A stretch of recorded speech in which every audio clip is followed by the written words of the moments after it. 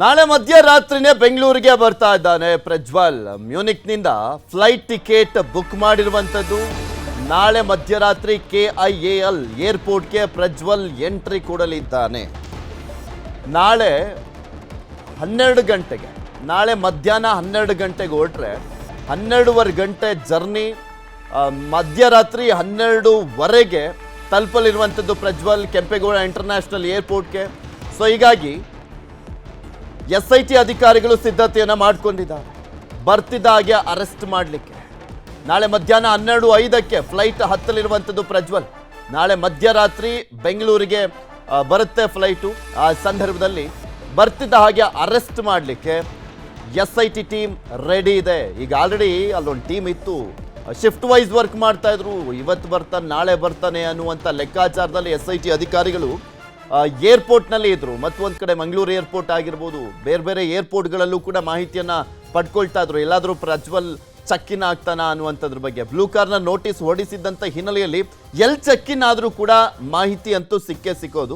ಈಗ ಆಲ್ರೆಡಿ 31ನೇ ತಾರೀಕು ಬರ್ತೀನಿ ಅಂತ ಹೇಳಿದ್ದಂಥ ಹಿನ್ನೆಲೆಯಲ್ಲಿ ಪ್ರಜ್ವಲ್ ಈಗ ಆಲ್ರೆಡಿ ಟಿಕೆಟನ್ನು ಬುಕ್ ಮಾಡಿರುವಂಥದ್ದು. ನಾಳೆ ಮಧ್ಯರಾತ್ರಿ 12:27 ಏನು ಮ್ಯೂನಿಕ್ನಿಂದ ಹೊರಡುವಂಥ ಫ್ಲೈಟ್ ಬೆಂಗಳೂರನ್ನು ತಲುಪಲಿದೆ.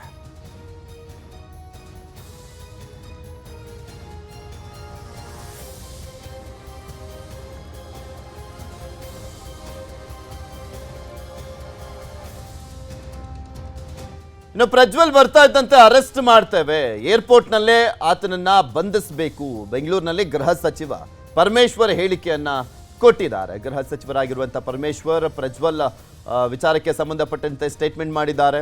ಆತ ಬರ್ತಿದ್ದಂಗೆ ಬಂಧಿಸ್ತೀವಿ ಅಂತ ಹೇಳಿದ್ದಾರೆ. ಎಲ್ಲ ರೀತಿಯ ಕ್ರಮ ತಗೊಳ್ಳೇಬೇಕಲ್ಲ. ವಾರಂಟ್ ಇಶ್ಯೂ ಆಗಿರೋದ್ರಿಂದ ಅರೆಸ್ಟ್ ಮಾಡಲೇಬೇಕು. ಅವ್ರನ್ನ ಅರೆಸ್ಟ್ ಮಾಡ್ತಾರೆ. ಅವರು SITನವ್ರ ಕೆಲಸ ಅವ್ರಿಗೆ ಕಾಯ್ತಾ ಇದ್ದಾರೆ. ಅದಕ್ಕೋಸ್ಕರ ಅರೆಸ್ಟ್ ಮಾಡಿ ಅವರ ಹೇಳಿಕೆಗಳು ಮತ್ತೊಂದು ಅವರ ಪ್ರೋಸೆಸ್ ಸ್ಟಾರ್ಟ್ ಆಗುತ್ತೆ. ಅಲ್ಲೇ ಮಾಡಬೇಕು, ಯಾಕೆಂದರೆ ವಾರಂಟ್ ಇಶ್ಯೂ ಆಗಿದೆ. ಅದರಿಂದ ಅರೆಸ್ಟ್ ಮಾಡಲೇಬೇಕು.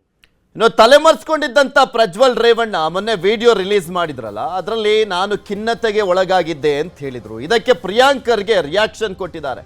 ಪ್ರಜ್ವಲ್ ರೇವಣ್ಣ ವಿಡಿಯೋದಲ್ಲಿ ಎಲ್ಲಾದ್ರೂ ಖಿನ್ನತೆ ಅನ್ನೋದು ಕಾಣಿಸ್ತಾ ಇತ್ತಾ ಅಂತ ಪ್ರಶ್ನೆಯನ್ನ ಮಾಡಿದ್ದಾರೆ. ಕ್ಲೀನ್ ಆಗಿ ಸಲೂನ್ ಹೋಗಿ ಬಂದು ವಿಡಿಯೋ ಮಾಡಿದ್ದಾರೆ. ಇವರಿಗೆ ಖಿನ್ನತೆ ಆದ್ರೆ ಸಂತ್ರಸ್ತೆಯರ ಪರಿಸ್ಥಿತಿ ಏನು ಅಂತ ಸರಿಯಾಗಿ ಪ್ರಶ್ನೆ ಮಾಡಿದ್ದಾರೆ. ಸರಿ, ಏನಕ್ಕಂದ್ರೆ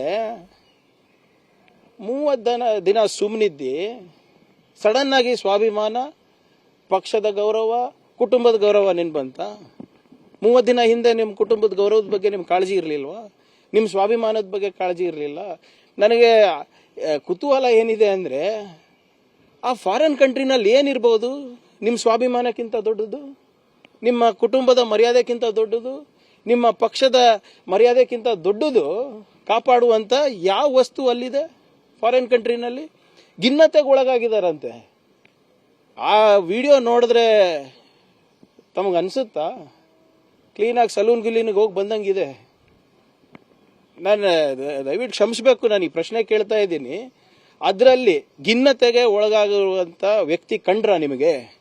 ಆಮೇಲೆ ಇವರೆಲ್ಲರೂ ಜನಪ್ರತಿನಿಧಿಗಳು, ಒಂದು ಮಾಜಿ ಪ್ರಧಾನಿಯ ಕುಟುಂಬದವರು, ಮಾಜಿ ಮುಖ್ಯಮಂತ್ರಿಗಳ ಕುಟುಂಬದವರು, ರಾಜಕೀಯ ಅನುಭವ ಇದ್ದವರು. ಇವ್ರಿಗೆ ಖಿನ್ನತೆ ಆದರೆ ಪಾಪ ಮಹಿಳೆಯರದು ವ್ಯವಸ್ಥೆ ಏನು? ಎಷ್ಟೊಂದು ಜನ ಆತ್ಮಹತ್ಯೆಗೆ ಯತ್ನ ಮಾಡ್ತಾ ಇದ್ದಾರೆ ಅಂತ ಅಲ್ಲಿ ಗಾಳಿ ಸುದ್ದಿ ಹಬ್ಬಿದೆ. ಅದ್ರ ಬಗ್ಗೆ ಏನಾದರೂ ಯೋಚನೆ ಮಾಡಿದ್ದೀರಾ? ಇದ್ರ ಬಗ್ಗೆ ಇನ್ನಷ್ಟು ಮಾಹಿತಿಯನ್ನು ಕೊಡ್ತಾ ಹೋಗ್ತಾರೆ ನಮ್ಮ ಪ್ರತಿನಿಧಿ ಮಂಜುನಾಥ್. ನಮ್ಮ ಜೊತೆ ದೂರವಾಣಿ ಸಂಪರ್ಕದಲ್ಲಿ ಜಾಯ್ನ್ ಆಗ್ತಾರೆ. ಮಂಜು, ನಾಳೆ ಮಧ್ಯರಾತ್ರಿ ಪ್ರಜ್ವಲ್ ಬೆಂಗಳೂರನ್ನ ಬಂದು ತಲುಪುವಂಥದ್ದು. ಸೊ ಹೀಗಾಗಿ SIT ಅಧಿಕಾರಿಗಳು ಯಾವ ರೀತಿಯಾಗಿ ರೆಡಿ ಆಗಿದ್ದಾರೆ ಪ್ರಜ್ವಲ್ ರೇವಣ್ಣನನ್ನ ಬಂಧಿಸುವಂತ ನಿಟ್ಟಿನಲ್ಲಿ? ಖಂಡಿತವಾಗ್ಲೂ ಪ್ರತಿ 1 ತಿಂಗಳಿನಲ್ಲೂ ಕೂಡ ಸತತವಾಗಿ SIT ಅಧಿಕಾರಿಗಳು ಪ್ರಜ್ವಲ್ ರೇವಣ್ಣ ಪತ್ತೆಗೆ ಬಲೆ ಬೀಸಿದ್ರು. ಆದ್ರೂ ಕೂಡ ಅಷ್ಟೇ ಯಾವುದೇ ರೀತಿಯಾದ ಮಾಹಿತಿ ಇರಲಿಲ್ಲ. ಕೊನೆಗೆ ವಿಡಿಯೋ ಮುಖಾಂತರವಾಗಿ ನಾನೇ 31ನೇ ತಾರೀಕಿನಂದು SIT ಮುಂದೆ ಹಾಜರಾಗ್ತೀನಿ ಅಂತ ಪ್ರಜ್ವಲ್ ರೇವಣ್ಣ ವಿಡಿಯೋ ಮಾಡಿದ್ರು. ವಿಡಿಯೋ ಬೆನ್ನಲ್ಲಿ ಈಗ ಒಂದು ಟಿಕೆಟ್ ಅನ್ನು ಕೂಡ ಬುಕ್ ಮಾಡ್ಕೊಂಡಿದ್ದಾರೆ. ನಾಳೆ ಮಧ್ಯಾಹ್ನ 12:05ಕ್ಕೆ ಏನು ಲುಫ್ತಾನ್ಸಾ ಏರ್ಲೈನ್ಸ್ ನ ಮುಖಾಂತರವಾಗಿ ಮಿಡ್ ನೈಟ್ 12:30 ವೇಳೆಗೆ ಬೆಂಗಳೂರಿನ ಕೆಂಪೇಗೌಡ ಏರ್ಪೋರ್ಟ್ಗೆ ತಲುಪಲಿದ್ದಾರೆ. ಆ ಒಂದು ಏರ್ಪೋರ್ಟ್ಗೆ ತಲುಪುವಂತ ಸಂದರ್ಭದಲ್ಲಿ SIT ಅಧಿಕಾರಿಗಳು ಈಗಾಗಲೇ ಏರ್ಪೋರ್ಟ್ ಅನ್ನು ಕೂಡ ಅಷ್ಟೇ ಬಿಡುಬಿಟ್ಟಿರುವಂತದ್ದು. ಏರ್ಪೋರ್ಟ್ ನಲ್ಲಿಯೇ ಪ್ರಜ್ವಲ್ ರೇವಣ್ಣನ ಬಂಧನ ಮಾಡೋದಕ್ಕೆ ಎಲ್ಲಾ ರೀತಿಯಾದ ತಯಾರಿಗಳನ್ನ ಮಾಡ್ಕೊಂಡಿದ್ದಾರೆ. ಯಾಕಂದ್ರೆ ಈಗಾಗಲೇ ಪ್ರಜ್ವಲ್ ರೇವಣ್ಣ ಅವರ ಬಂಧನಕ್ಕೆ ವಾರೆಂಟ್ ಅನ್ನು ಕೂಡ ಪಡ್ಕೊಂಡಿದ್ದಾರೆ. ಒಂದ್ ವೇಳೆ ಪ್ರಜ್ವಲ್ ರೇವಣ್ಣ ಹೇಳಿದ ವಿಡಿಯೋದಲ್ಲಿ ನಾನೇ SIT ಮುಂದೆ ಬರ್ತೀನಿ ಅಂತ, ಅದೇ SIT ಮುಂದೆ ಪ್ರಜ್ವಲ್ ರೇವಣ್ಣ ಬರೋದಕ್ಕೆ ಬಿಡೋದಿಲ್ಲ. ಬದಲಾಗಿ ಆತ ಏರ್ಪೋರ್ಟ್ ನಲ್ಲಿ ಇಳಿದ ತಕ್ಷಣವೇ ಆತನನ್ನ ಅರೆಸ್ಟ್ ಮಾಡೋದಕ್ಕೆ ಎಲ್ಲಾ ರೀತಿಯಂತ ಸಿದ್ಧತೆಗಳನ್ನು ಕೂಡ ಮಾಡ್ಕೊಂಡಿದೆ. ಹಿರಿಯ ಅಧಿಕಾರಿಗಳೇ ಖುದ್ದು ನಾಳೆ ಏರ್ಪೋರ್ಟ್ಗೆ ಹೋಗಿ ಅವರನ್ನ ಬಂಧನ ಮಾಡಿಕೊಂಡು ತದನಂತರ ಆತನನ್ನ ಕರ್ಕೊಂಡು ಬರ್ತಾರೆ. ಆತನನ್ನ ಕರ್ಕೊಂಡು ಬಂದಿದ್ದಾದಂತ ಬಳಿಕ ನೇರವಾಗಿ ವೈದ್ಯಕೀಯ ಪರೀಕ್ಷೆಯನ್ನ ಮಾಡಿಸೋದಕ್ಕೆ ಕರ್ಕೊಂಡು ಹೋಗ್ತಾರೆ. ಯಾಕಂದ್ರೆ ಅರೆಸ್ಟ್ ಆದಂತ ಬಳಿಕ ಮೊದಲನ ಪ್ರಕ್ರಿಯೆ ಅಂತಂದ್ರೆ ವೈದ್ಯಕೀಯ ಪರೀಕ್ಷೆ ಆದಂತ ಬಳಿಕ ಆತನ್ನ ಬಹುತೇಕ ಮಿಡ್ ನೈಟ್ ಅಲ್ಲೇ ಏನಾದ್ರೂ ಜಡ್ಜ್ನ ಮನೆ ಮುಂದೆ ಕೂಡ ಪ್ರೊಡ್ಯೂಸ್ ಮಾಡಬಹುದು, ಅಥವಾ ಮುಂಜಾನೆ ಕೋರ್ಟ್ ಓಪನ್ ಆದಂತ ಸಂದರ್ಭದಲ್ಲಿ ನೇರವಾಗಿ ಓಪನ್ ಕೋರ್ಟ್ಗೆ ಆತನ ಪ್ರೊಡ್ಯೂಸ್ ಮಾಡಿಬಿಟ್ಟು ಇಂತಹ ಒಂದು ಪ್ರಕರಣದಲ್ಲಿ ಇವ್ರು ನಮ್ಗೆ ಅವಶ್ಯಕತೆ ಇದ್ದಾರೆ, ತನಿಖೆ ಕೂಡ ಮಾಡ್ಬೇಕಂತ ಅಗತ್ಯತೆ ಇದೆ ಅನ್ನುವಂತ ಕಾರಣಕ್ಕೋಸ್ಕರ ಬಹುತೇಕ ಈತನ ಮೇಲೆ ಈಗಾಗಲೇ 2-3 FIR ದಾಖಲಾಗಿರುವಂತಹ ಕಾರಣಕ್ಕೋಸ್ಕರ ಮತ್ತು ಒಂದಷ್ಟು ಮಹಜರು ಪ್ರಕ್ರಿಯೆ ಇನ್ನೂ ಕೂಡ ಪೆಂಡಿಂಗ್ ಇರುವಂತ ನಿಟ್ಟಿನಲ್ಲಿ ಆತನನ್ನ ಬಹುತೇಕ 14 ದಿನಗಳ ಕಾಲ ಪೊಲೀಸ್ ಕಸ್ಟಡಿಗೆ ಕೇಳುವಂತ ಸಾಧ್ಯತೆಗಳು ಹೆಚ್ಚಾಗಿದೆ.